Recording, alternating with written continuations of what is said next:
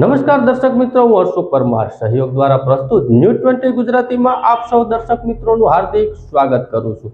જોઈએ આજના મુખ્ય સમાચારો। જૂનાગઢ જિલ્લામાં કાયદો અને વ્યવસ્થાની જાળવણી તેમજ અસામાજિક પ્રવૃત્તિ આચરનાર તથા વારંવાર ગુનાઓ કરતી જૂનાગઢ જિલ્લાના રામદેવપરા વિસ્તારની સંગઠિત ગુનાહિત ગેંગની વિરુદ્ધમાં ગુજસી ટેકના કાયદા હેઠળ આક્રમક પગલાં લઈ જેલના સળિયા પાછળ ધકેલતી Junagadh crime branch.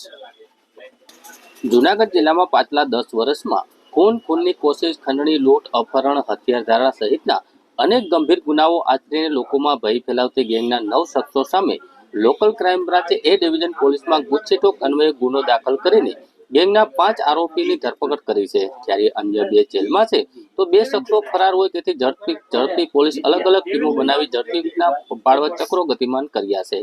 SP Harshad મહેતાએ કહ્યું છે કે જૂનાગઢ શહેરમાં રામદેવપરા વિસ્તારમાં એક ગેંગ સક્રિય થઈ હોવાનું ધ્યાને આવતા લોકલ ક્રાઇમ બ્રાન્ચના પીઆઈ જે પટેલને વોચ રાખવાની ફરજ પડી હતી। તે અરસામાં તાજેતરમાં આ ગેંગના 2 સભ્યો દ્વારા ગુનાઓ આચર્યા હતા, જેમાં મેંદરડા અને લૂંટનો બનાવ બન્યો હતો। તેથી આ ગેંગ સામે કડક કાર્યવાહી કરવા ગેંગના 9 જેટલા ઇસમોની યાદી તૈયાર કરવામાં આવી હતી। તેનો ભૂતકાળ તપાસતા તેના વિરુદ્ધ અનેક ગુનાઓ નોંધાયા છે। એકત્ર કરી ગુજસી ટેકના અન્વયે કાર્યવાહી કરતા રેન્જ આઈજીના પીએસઆઈ નિલેશ ચાંદવડિયાએ એક્શન લીધી હતી અને ગત મોડી રાત્રે એ ડિવિઝન પોલીસ સ્ટેશનમાં 9 શખ્સો ગેંગ સામે લોકલ ક્રાઇમ બ્રાન્ચ ગુજસી ટેક અન્વયે ગુનો નોંધવામાં આવ્યો હતો। જૂનાગઢ એ ડિવિઝન પોલીસ સ્ટેશન વિસ્તારમાં રામદેવપરા એક વિસ્તાર આવેલો છે।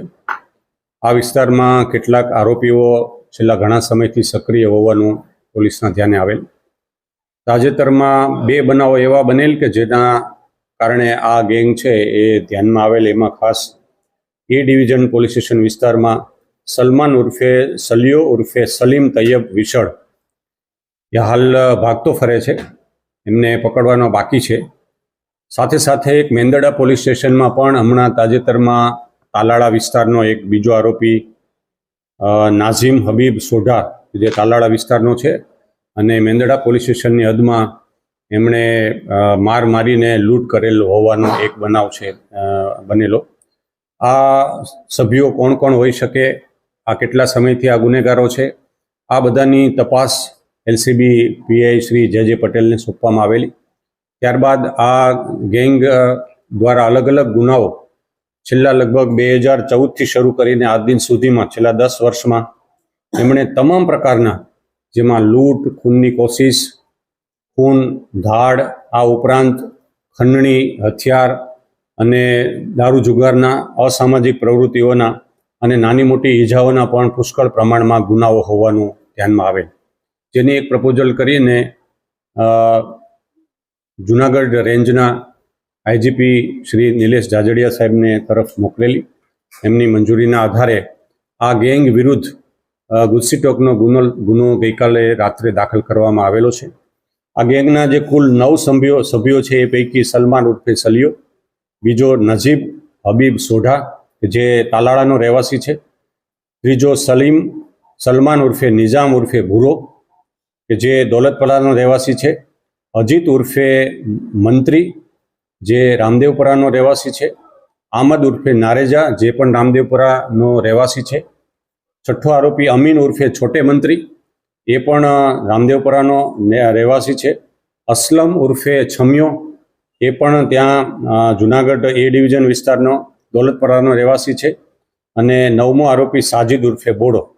આ તમામ આરોપીઓના કુલ ગુનાહિત ઇતિહાસ જોઈએ તો 2014થી 2024 સુધીના 10 વર્ષમાં એમના વિરુદ્ધ નાની મોટી કુલ 153 એટલે 150થી વધારે એફઆઈઆર છે આ 9 આરોપી વિરુદ્ધ છેલ્લા 10 વર્ષમાં થયેલી છે। હાલ જે ગુજસી ટેકનો ગુનો દાખલ કરવામાં આવેલો છે એમાં એની ગેંગ જે સંડોવાયેલા હોય એકબીજા સભ્યો તરીકે એવા કુલ 22 ગુનાઓ છે કે જેમણે એકબીજાની સાથે મળીને કોઈને કોઈ રીતે આ ગુનાઓ છે એમનો અંજામ આપેલો છે। ગુનાવાઇઝ યાદી જોઈએ તો પહેલો મુખ્ય જે સાગરીત છે સલમાન ઉર્ફે સલિયો, એમના વિરુદ્ધ ભૂતકાળમાં કુલ 25 ગુનાઓ દાખલ થયેલા છે। નાઝીમ હબીબ સોઢા જેમના વિરુદ્ધ 21, સલમાન ઉર્ફે નાઝીમ વિરુદ્ધ કુલ 8 ગુના, અજીત ઉર્ફે મંત્રી આમદ જેમના વિરુદ્ધ કુલ 22 ગુનાઓ, આ ઉપરાંત અમીન ઉર્ફે છોટે મંત્રી એમના વિરુદ્ધ 9 ગુનાઓ, અસલમ ઉર્ફે છમિયો એમના વિરુદ્ધ 16 ગુનાઓ, જુસબ ઉર્ફે કાર્યો એમના વિરુદ્ધ 22 ગુનાઓ અને સાજિદ ઉર્ફે બોડો એના વિરુદ્ધ 23 ગુનાઓ આમ મળીને કુલ 153થી વધારે એફઆઈઆર 2014થી આજ દિન સુધીમાં થયેલી છે. આ આરોપીઓ પૈકી હાલ પોલીસે 5 આરોપીઓને રાઉન્ડ અપ કરેલા છે, જેમાં સલીમ ઉર્ફે નિજામ ઉર્ફે ભૂરો, બીજો અજીત ઉર્ફે મંત્રી, ત્રીજો આમદ હુસેન નારેજા, જુસબ ઉર્ફે કાર્યો, સાજિદ ઉર્ફે બોડો, આ 5 આરોપીઓને હાલ રાઉન્ડ અપ કરીને એ ડિવિઝનમાં તપાસ કરનાર અધિકારી શ્રી એમને અટક કરવાની કાર્યવાહી હાથ ધરેલ છે. 2 જે આરોપીઓ છે આ ગેંગના, જેમાં નાજીબ હબીબ સોઢા તાલાળાનો એ હાલ જેલમાં છે, જે મેંદડા પોલીસ સ્ટેશનમાં જે એમના વિરુદ્ધ લૂંટ અને મારામારીનો ગુનો દાખલ કરેલો છે એમાં હાલ પોલીસ રિમાન્ડ ઉપર છે. બીજો આરોપી અમીન ઉર્ફે છોટે એ પણ હાલ જેલમાં છે. 2 આરોપી પકડવાના બાકી છે જે ફરાર છે એ પૈકી સલમાન ઉર્ફે સલિયો અને અસલમ ઉર્ફે છમિયો, આ બંને આરોપીઓને શોધખોળ માટે હાલ પોલીસની ટીમો પાડેલી છે.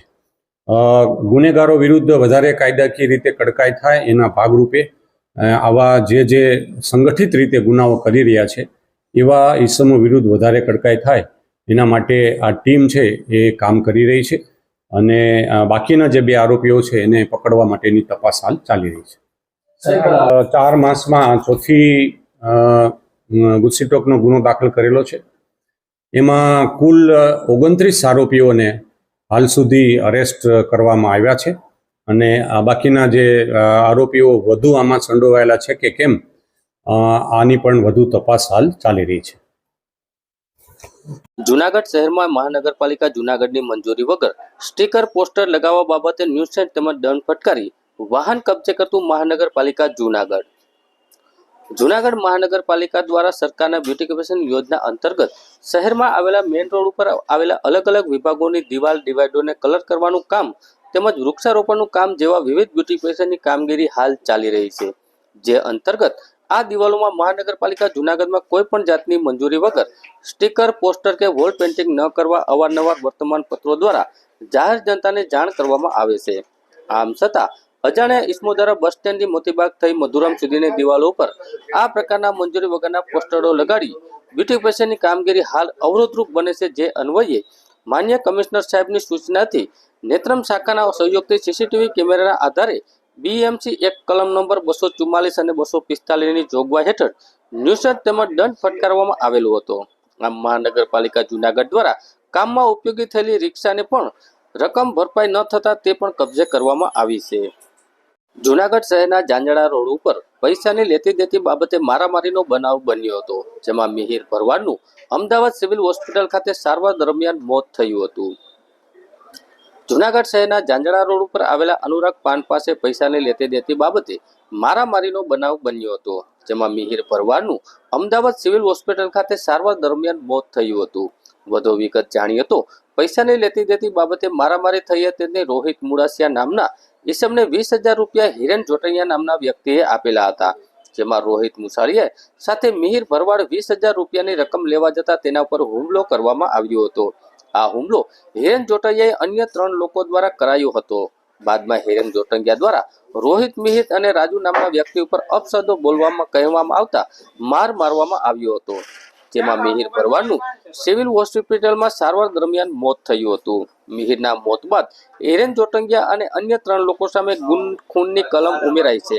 હાલ હિરેન જોટૈયા અને અન્ય 3 લોકોએ મારામારીને ફરિયાદ બાદ ઝડપાઈ જતા અને જેલ હવાલે કર્યા હતા અને બી ડિવિઝન પોલીસ દ્વારા આગળની કાર્યવાહી હાથ ધરવામાં આવી છે. જૂનાગઢ બી ડિવિઝન પોલીસ સ્ટેશનમાં 5 ડિસેમ્બર 2024ના રોજ રાત્રિના રોજ ઝાંઝરડા ચોકડી પાસે આવેલા અનુરાગ પાન પર જે મારામારી થયેલી તેવા ક્રોસ એફઆઈઆર દાખલ થયેલી, જેમાં ફરિયાદી રોહિત હમીરભાઈ મુડાસિયાએ જે ફરિયાદ આપેલી તો સામેવાળા આરોપી હિરેન કિરીટભાઈ જોટાંગિયા, હિરેનના પત્ની અને તેના મધર, આ 4 લોકોએ આ રોહિત મુડાસિયાએ આજથી 1.5 થી 2 વર્ષ પહેલા હિરેન જોટાંગિયાને તેની પત્નીની સારવાર માટે 20,000 રૂપિયા ઉછીને આપેલા.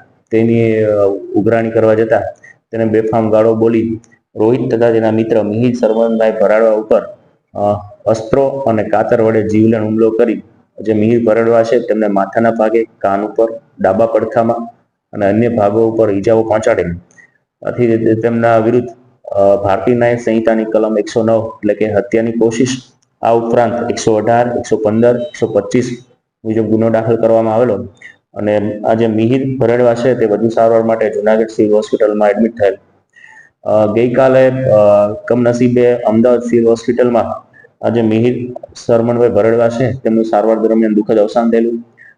તેમને ઇન્ક્વેસ્ટ ભરવાની તજવીજ હાલ શરૂ છે.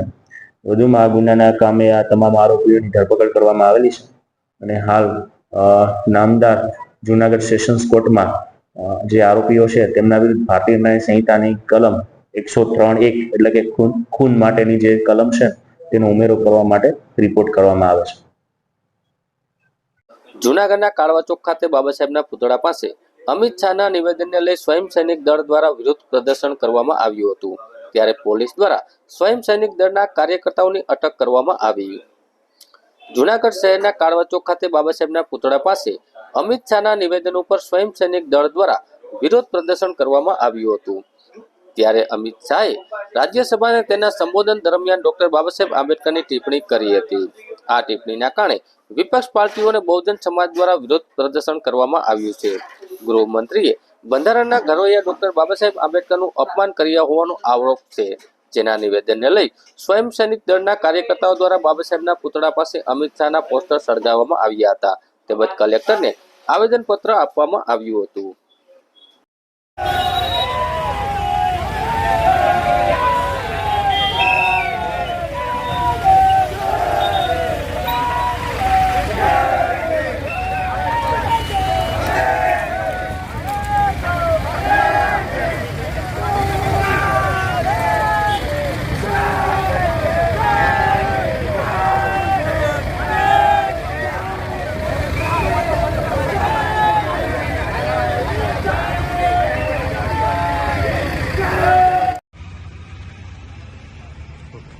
कल पार्लियामेंट में अमित शाह ने बाबा साहब अम्बेडकर के बारे में बहुत ही गंदी बात की.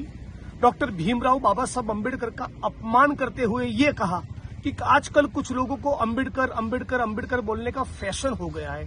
अरे जो दलित, आदिवासी, ओबीसी ऐसे जो कमजोर लोग हैं, अपनी पीड़ा और दर्द बाबा साहब अम्बेडकर ने उनकी पीड़ा और दर्द को समझा था, इसलिए वो अम्बेडकर का नाम लेते हैं. जो सामाजिक न्याय की लड़ाई लड़ते हैं, इसलिए वो भीमराव बाबा साहब अम्बेडकर को याद करते हैं. ये कोई फैशन नहीं. तो इस प्रकार से इंसल्टिंग टोन में बाबा साहब अम्बेडकर के बारे में बात करना, वो भी पार्लियामेंट में, वो बेहद शर्मनाक है. और अमित शाह को हर कीमत पर माफी मांगनी चाहिए. अमित शाह को संसद के पटल पर से माफी मांगनी चाहिए, जनता के बीच में आकर माफी मांगनी चाहिए और ये कहना चाहिए कि मैं दोबारा कभी ये गलती नहीं करूंगा. और न केवल इतना, नरेंद्र मोदी को उससे माफी मंगवानी चाहिए.